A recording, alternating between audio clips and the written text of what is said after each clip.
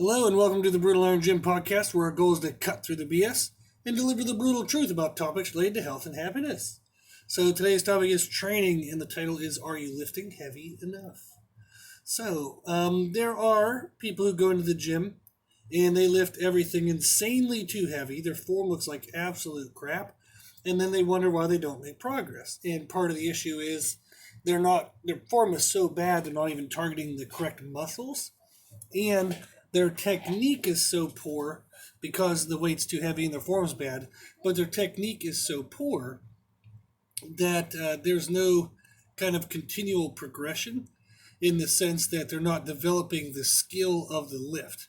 So they're just throwing things around. They're not really feeling what their body's doing. So they can't really make small pathway improvements or body lean or body positioning improvements. Everything is so kind of sporadic in order for them to move the weight that there's no skill development. So it's kind of two parts. Is number one, they're targeting the wrong muscles, or kind of the right muscle, but a billion other ones when they have a bad form. And then also, if there's no kind of thought to the quality of the skill, then there's not going to be a technical progression. So yes, the person will get kind of some physical strength. Some physical adaptation, depending on what they do, like how many reps and how much time or attention. But they're going to get some physical adaptation, but it's going to plateau quicker than what they would like, and they're going to wonder why they're not making progress. So there are people who lift too heavy. But in today's podcast, I wanted to touch on people who lift too light. So this is actually males and females, but it is more common among females. But there are people who lift too light for what their goals are. So I see people going through the motions, and they definitely get uncomfortable. You can see that they're uncomfortable in what they're doing, but it's not actually a level of uncomfortable that's enough to cause progression in the body. So I'll see somebody doing stiff leg deadlifts with 10-pound dumbbells, and they're fully physically capable of using 25, 30-pound dumbbells. So it's somebody who deadlifts over 200 pounds, and they're doing stiff leg deadlifts with 10-pound dumbbells. They don't know it, but that is so light that it's absolutely worthless. There's no need, there's no benefit to them doing it, because the weight load challenge is not enough to actually cause the type of challenge that causes progressions.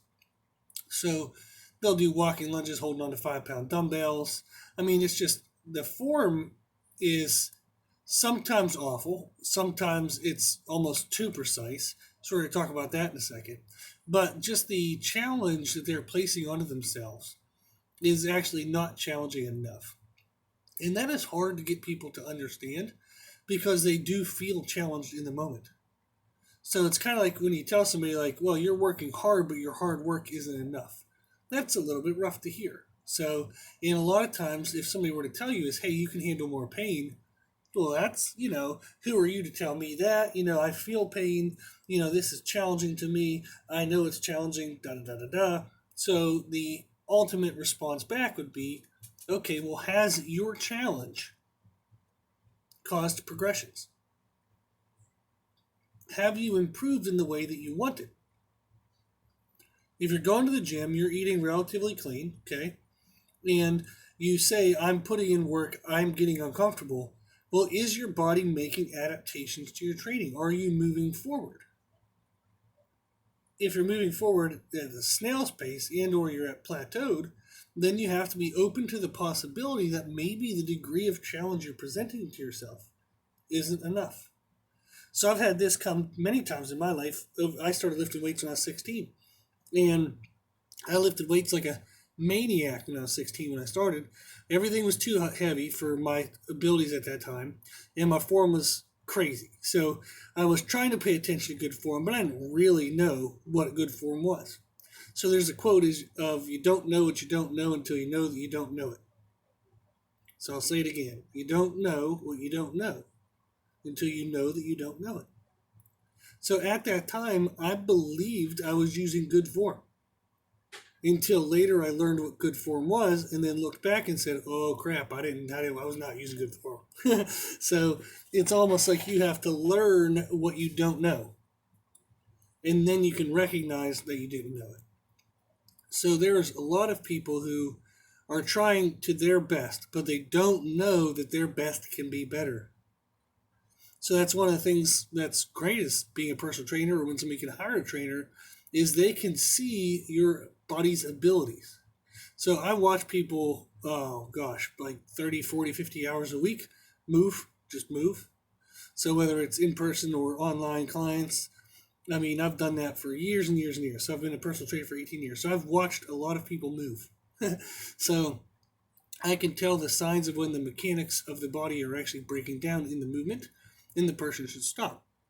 But I can also tell when they're just uncomfortable and they stop. So sometimes having a trainer or having somebody with you that can analyze body movement, they can actually make you more aware that when you felt uncomfortable, there was actually still more to go.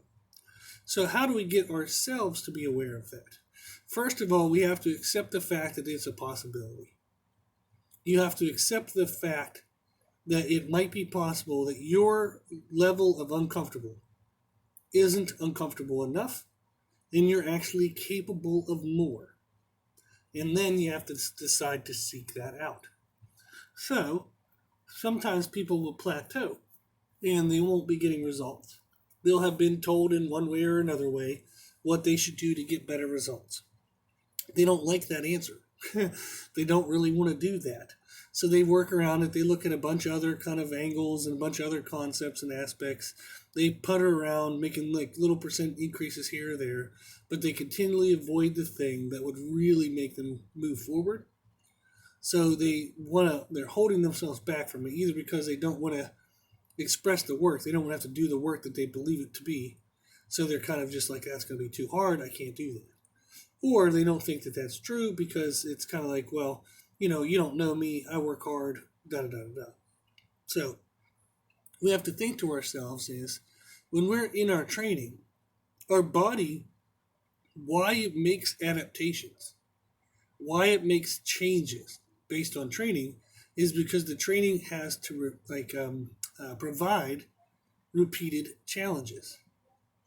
Whatever challenge you repeat, your body adapts to. So if I try to lift really heavy things, my body will respond by trying to get better at lifting heavy things, which we call strength. If I try to lift kind of heavy things, and I try to lift them for, say, 20 to 40 seconds of time under tension, that causes muscular damage. So it actually causes a breakdown of the structures of the muscle fiber. Our body then responds by thickening those structures, and therefore we get muscle growth. We can also lift something until our muscles burn like crazy, and they kind of it hurts so bad in the burn that we don't want to keep going, so we stop. So essentially, we use our muscle to fatigue. Well, your body responds by making that muscle have better endurance, muscular endurance. And if we do something to where we get crazy out of breath, we can't breathe anymore, so we have to stop, and we repeat that challenge over and over again, our body will improve its cardiovascular endurance.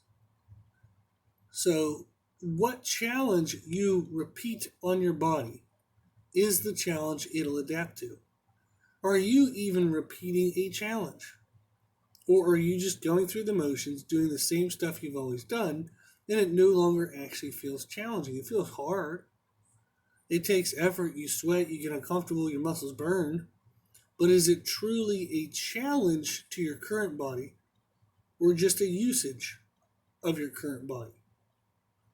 So I tell clients all the time, if your current body can do it, why the hell would it make changes? So we'll be doing exercises to where they have difficulty. Maybe they'll go for 10 and they only get like, say, 8 or 9 reps. They think it's a failure, but me as a trainer thinks it's fan-freaking-tastic because we gave their body a task. It could not meet that task. The more we continue to do that, the more it'll continue to make changes. So, what challenge are you presenting to your body in your training? Are you presenting the right one? Are you trying to lift something very heavy, hoping to get strength in return? Are you trying to lift something to muscular damage, which again is kind of mediumly heavy, pretty heavy weight still, and you do that for 20 to 40 seconds of time and attention? So if you do an exercise like that, okay, where it's really heavy and within 20 to 40 seconds of time and attention, you can't lift it anymore, you can't move the weight anymore with good form, that's going to cause muscle growth. And again, muscle fatigue is muscle endurance, cardiovascular fatigue is cardiovascular endurance. So to what challenge are you training to? Are you lifting stuff that kind of sort of burns and it's uncomfortable and you're hoping it's going to make you stronger? Those don't correlate. So if I do something that takes me 60 seconds and I'm slightly out of breath, my muscles are burning, how is that going to relate to strength? Now, there are layers of things in programming, for example, where I might include somebody who wants to improve, say, quad strength. We have to work on the muscle that they have now, developing a better like nervous system connection with their mind. So we have to do movements that are very crisp, very clean form, so only the quads involved. And we do movements that are heavy. But we also know that a bigger quad muscle can eventually be a stronger quad muscle. So we have to get the muscle bigger. So sometimes we'll do muscle damage stuff to try to grow the quads. And then in our strength-based quad stuff, any new muscle we got will be trained to be strong. So the other thing is sometimes you do kind of pre-exhausted. Sometimes you do priming techniques. So we have talked about that in other podcasts where I might have someone do, say, the rower, concept 2 rower. They're going to do that paired with box jumps. And then we're going to go deadlift. So sometimes the rower, which is a good quad-driven motion, plus box jumps, which is a good quad-driven movement, that done to like a degree of fatigue where it's challenging for them, and it's more of like a cardiovascular muscular endurance fatigue, it actually primes the body's ability to talk to the quadriceps. So then when they do an explosive, try to be like a 1 rep max conventional deadlift, they might actually feel more explosive and get a better mind-muscle connection out of the quads and have a better drive off the floor. So sometimes you will do muscular endurance things and muscular damage things leading to strength things. But those are all known. So we know why we're doing it. Do you know what you're doing if it's layered and has a direction towards an ultimate goal? Or are you just going through the motions, not really sure what it leads to? Your program just says to do it. So what we need to do is we need to lift to what's called mechanical failure, meaning that your muscles can no longer perform the movement. Now, most often that's going to be just lack of strength. The muscles give out. So if you tried for 10, they were really shaking, could barely do it at 8, maybe squeaked out a 9th, but there's no way you're going to get a 10th. So that's mechanical failure, meaning our brain was telling our muscles to do something, but the muscles could no longer perform the task. So even though our brain was talking to it, the muscles said, I can't, and they gave up. And it wasn't necessarily that they gave up when there was still more to give. They fully exhausted themselves and could not push anymore. So if you're doing stuff to where you can still perform the form correctly, and yeah, it burns a little bit, yeah, you're out of breath a little bit, but you're stopping at 12 when you really easily could have done 14 or 15 or even 16 reps at that weight, then that weight is not producing adaptations in the way that you want. So the weights that we use, the sets that we do, the efforts that we put forth, they have to break our current body down into a safe breakdown, but to its absolute limits. We have to force the body to believe that changes are necessary. So we have to have a repeated challenge on the body in a manner, a fashion, a structure in which will lead to the results that we want. But that has to be repeated over and over and over again. We have to tell that current body that it must change because this stimulus is going to stay here. So adapt to the stimulus rather than waiting for it to go away. So That's what I want to ask you is when you're doing your movements, ask yourself, am I using good form? So that way I'm safe. And so I can develop the skill of the movement and develop how this movement should feel. So am I using good enough form, clean enough form, consistent enough form that I'm safe and I can feel an improvement of the skill? And I can ensure that I'm targeting the proper muscles. But am I also using heavy enough weight that I'm causing mechanical breakdown? Not just to where something feels uncomfortable, not to just where it kind of burns a little bit, not to where we get uncomfortable enough to where we stop at, say, 12 reps when we really could have done 13 or 14. We want to create a heavy enough challenge that our current muscles feel like they are not enough and they must make changes. Same is true of cardiovascular. We're pretty used to running until we're ridiculously out of breath, then understanding that if I go do that tomorrow, I hopefully will breathe a little better. We have to do that same thing with weights. We have to lift until we have breakdown, mechanical breakdown, to where our muscles cannot move the weight anymore. And then we have to show up the next day and do it again. So, the idea of what we're looking for, trying to balance proper form for safety, skill development, and targeting the right muscles. But having a heavy enough weight that we cause mechanical breakdown, but not so heavy that we violate any of the things we just said. Not so heavy that we can't do it with proper form. Not so heavy that we don't feel safe anymore. Not so heavy that we don't have good skill development. Not so heavy that we're no longer using the proper muscles. But it must be heavy. So ask yourself, am I lifting heavy enough? Have I continued the same style or feel of pressure and challenge to my body? But yet my body doesn't seem to be moving forward. Maybe it's time to challenge yourself more. So one of the ways you can challenge yourself is to put yourself in a leg press or some type of machine that has a guided system and has safety supports to where if you can't lift the thing anymore, it doesn't fall on you. So it hits into the bottom of the machine or hits into the safety supports or something like that. So I've had clients where I'll put them on the leg press. We do a couple sets of warm-ups, maybe a couple sets of 10 reps or 20 reps. Then all of a sudden we continue to add weight, and I tell them, I want you to continue to add weight every set until you can no longer reach our rep goal. So if it's 10 reps, we're going to add weight until you can't get 10. That is going to cause a very, very, very hard challenge to them. And many, many, many people will actually believe themselves to be broken down and not be able to perform more, yet they're still getting 10 every set. So they'll try 6 plates, 7 plates, 8 plates. They'll bury themselves and they'll barely get 10 and they'll go, oh, there's no way I can do more weight. Well, you were able to do 10. Your current body met the goal. Put more weight on. Tell your current body that it isn't enough. You have to give it a challenge that makes it feel as if it isn't enough. So that way it'll make the adaptations and changes you need. Okay? So, one quick analogy that I like is a homework analogy. So if I want to give a kid homework to learn math, if I give them one problem a night, they're not going to learn very fast, right? But if I tell them to read the whole book in one night, it's impossible they can't do it. That's what we want to present to our body. We want to give it not such of a little challenge that it can do it every day and not be, that uncomfortable, but not such an insanely horrible challenge that we're beat up and we can't come back for a day or 2 or 3 or a week. Okay? Not so harsh of a challenge that we get injured.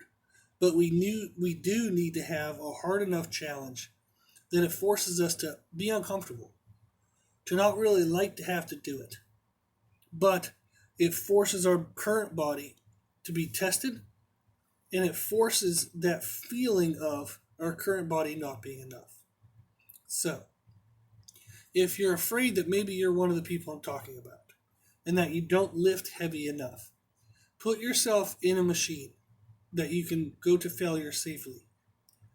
Aim for the goal of, say, 10 reps. Continue to add weight until you cannot do any more. So do a set of 10 at a weight you think is challenging. Take about a minute or 2 rest. add weight. Try again.